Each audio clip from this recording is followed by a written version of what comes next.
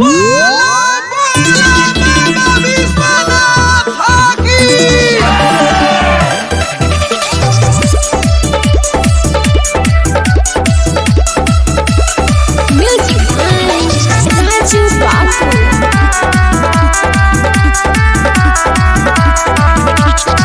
हटाओ डैडी सैडी बहुत पिलिया कोला कैडी। अब करेंगे सावन वाली बात, खूब पियेंगे गांजा भांग, सावन मिलेंगे भोले का नाम, कांवर लेके चलेंगे सबसे फास्ट।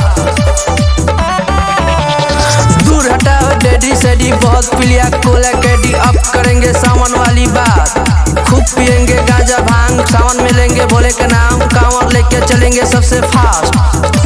किशोरिया किशोरिया किशोरिया देवघर से लाएंगे, डीजे पर कमर हिलाएंगे।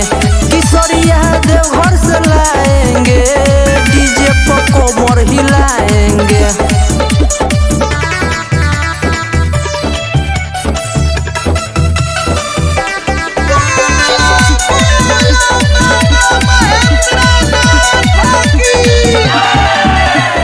भोले के स्टाइल में चिलम जराएंगे, धुएं की छला बनाकर उड़ाएंगे।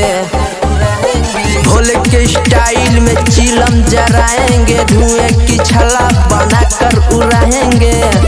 किशोरिया किशोरिया किशोरिया देवघर से लाएंगे, डीजे पर कमर हिलाएंगे। किशोरिया देवघर से लाएंगे, डीजे पर कमर हिलाएंगे।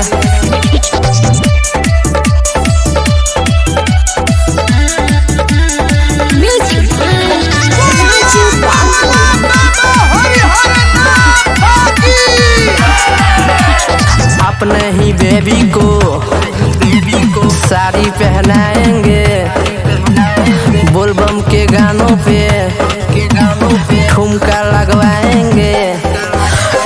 अपने ही बेबी को साड़ी पहनाएंगे, बोलबम के गानों पे ठुमका लगवाएंगे।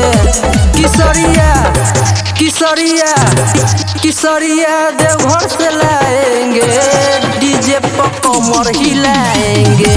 किशोरिया देवघर से लाएंगे, डीजे पर कमर हिलाएंगे।